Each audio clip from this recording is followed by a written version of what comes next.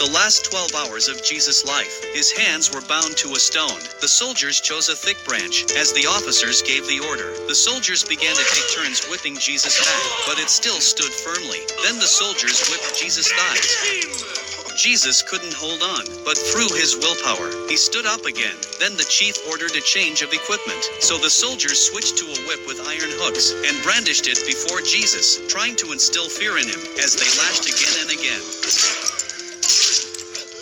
Blood splattered on the soldier's face. He got more excited. The mother could no longer see straight. She could only step aside and cry. But Jesus still calmly looked at the audience below. After being whipped repeatedly, the soldiers were tired, but they unlocked Jesus' bracelet, dragging him back to prison. The soldiers did not let him go. They made a crown of thorns and placed it on Jesus' head. It was the last 6 hours of Jesus' life. He was forced to carry the cross, embarking on a bloody path of redemption. The Jews threw stones at him, until Jesus was overwhelmed. He fell heavily to the ground. The soldiers continued to beat him.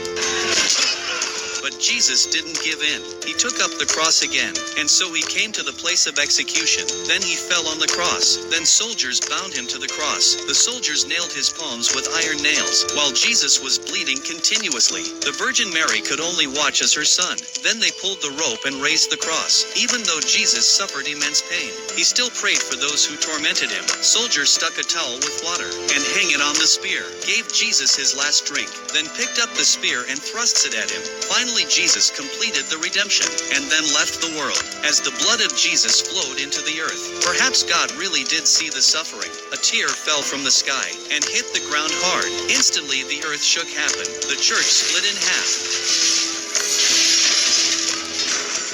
That's when the high priest finally realized he'd made a mistake, but it was too late. Some people brought down the body of Jesus. The Virgin Mary looked ahead in silence. It seems to be unleashing a curse.